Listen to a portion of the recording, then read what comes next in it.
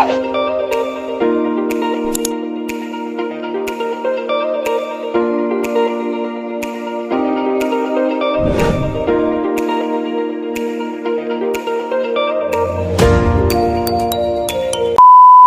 day everyone, I am Crystal C. Kalipusan from section F1, and today we will tackle about the ego analytic psychology by Anna Freud.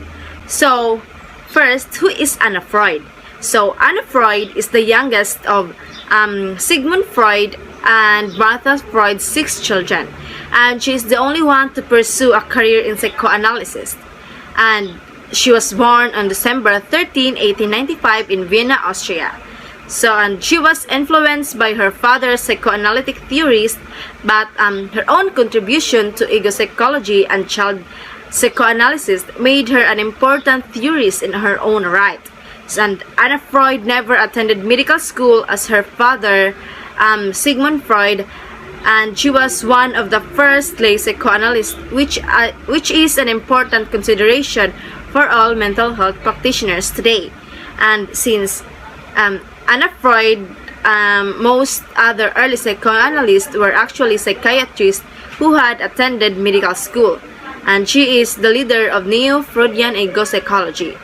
So, after high school, Anna Freud worked as an elementary school teacher at the Cottage Lyceum's elementary school.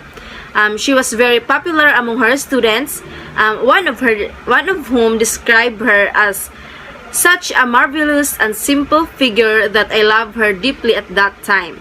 And her popularity resulted from her own love of teaching and for her students. Anna Freud considered this experience as a teacher to have been very valuable for her later career as a child psychoanalyst, and began translating some of her father's work into German, increasing her interest in child psychology and psychoanalysis. While she was influenced by her father's work, she was far from living in his shadow. Her own work expanded upon her father's sides, but also created the child of psychoanalysis. Although Anna Freud never earned a higher degree, her work in psychoanalysis and child psychology contributed to her eminence in the field of psychology, and she began her children's psychoanalytic practice in 1923 in Vienna, Austria, and later served as the chair of the Vienna Psychoanalytic Society. And in 1993, she was interrogated by the Gestapo and then fled to London along with her father. So in 1941 naman, she formed the Hampstead Nursery with Burlingham. Eventually, the nursery became known more simple as the Hampstead Clinic, and Anna Freud became one of the major figures in psychoanalysis. So in 1936, which is Anna Freud published perhaps her most influential book, which is The Ego and the Mechanisms of Defense. So she began by stating a redefinition of the field psychoanalysis, that there was a general bias in her opinion among many psychoanalysts to focus on the deep instinctual impulses of the id at the expense of considering the ego. So however, since the id is always unconscious, its process can never be observed directly. It may also be difficult to observe the process of the ego as well. And so, but at least the ego exists partially within the conscious mind, since it is the ego that observes both the impulses of the id and restraints of the superego. And since the ego is available to the psychoanalyst, Anna Freud conclude that this means that the proper field for our observation is always the ego. Although the ego is observable, that doesn't mean that a person's thoughts and behaviors always make sense. So as the id demands the satisfaction of its impulses, the ego attempts to restrain the id in accordance with the external demands of society and the internal representation of those demands in the superego. When these factors come into conflict and the ego cannot easily resolve the conflict, anxiety develops. So, in order to help alleviate that anxiety and to continue restraining that impulses of the id, the ego resorts to defense mechanisms. In so doing, the ego transforms the conflict somewhat and attempts to keep both the conflict and the basis for the conflict unconscious. When an individual is suffering psychologically and has sought help from a therapist, according to Anna Freud, the psychoanalyst arrives on the scene as someone who disturbs the fragile peace. So, in order to understand how the ego uses defense mechanisms, it is necessary to understand the defense mechanism themselves and how they function. So, some defense mechanisms are seen as protecting us from within from the instinctual impulses of the id, or it is called repression. So, other defense mechanism naman protect us from external threat, or example of it is ang denial. So, it is determined how much a given defense mechanism contributes to the symptoms and to the ego resistance of the patient. So, when treating a patient, the goal of psychoanalyst is to determine how much a given defense mechanism contributes to the symptoms and to the ego resistance of the patient. In other words, resistant to therapy. So, to help these issues, Anna Freud identified and discussed 10 defense mechanisms as being commonly recognized in the field of psychoanalysis. So, here is the following. First is the repression. Repressions involves blocking an impulses from conscious expression. Example of this is that include forgetting a traumatic event such as sexual abuse or being unaware of hostile feelings towards family members. So, next is the regression.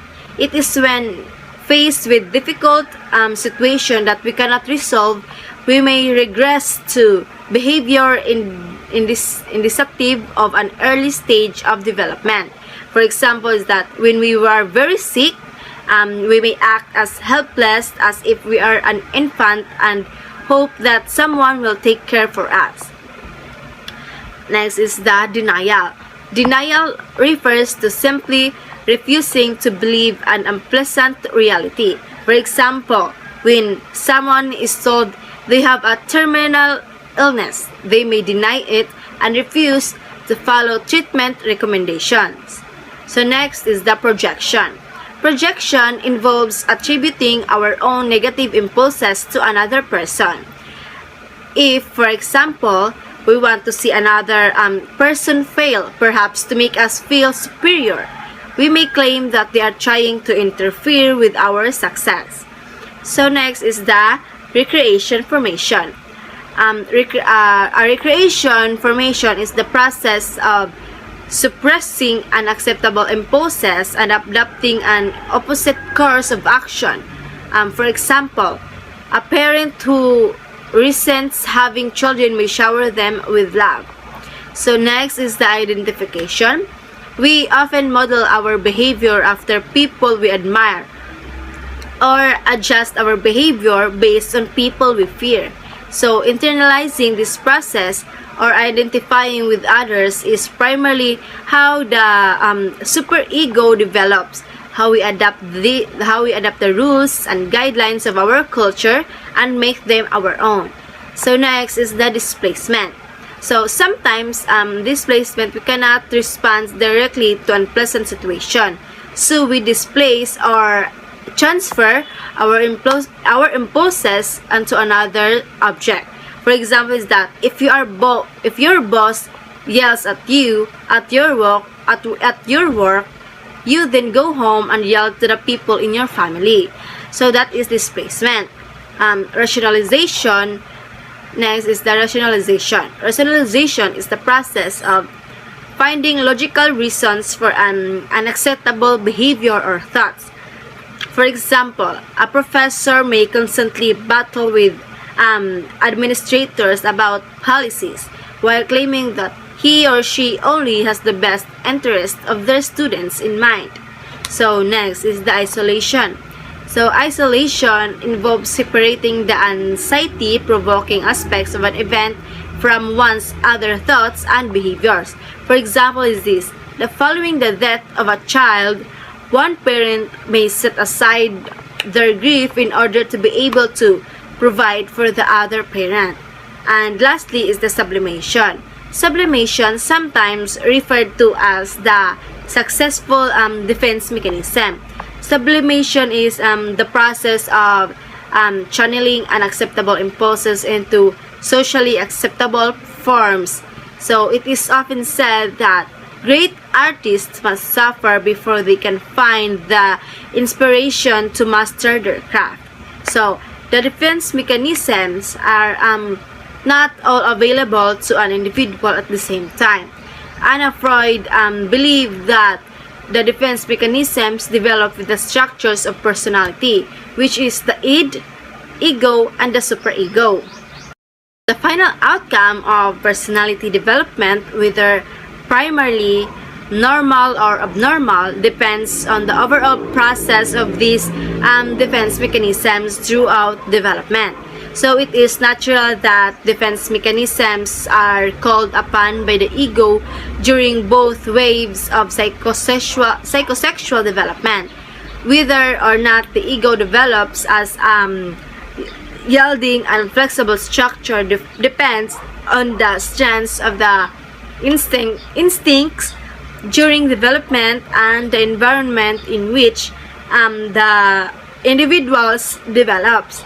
If instinctual demands are excessively urgent during development, then the ego will redouble its defensive activities. So, Anna Freud believed that even normal personality development involved the common use of defense mechanism. Consider your own personality. Are there situations that make you unconscious? And if so, can you recognize the defense mechanism you rely on? Do you have common defense mechanisms that you use more than others? So that ends our discussions. I hope you learned something. Thank you. And again, I am Crystal C. Kalipusan from section F1, and have a nice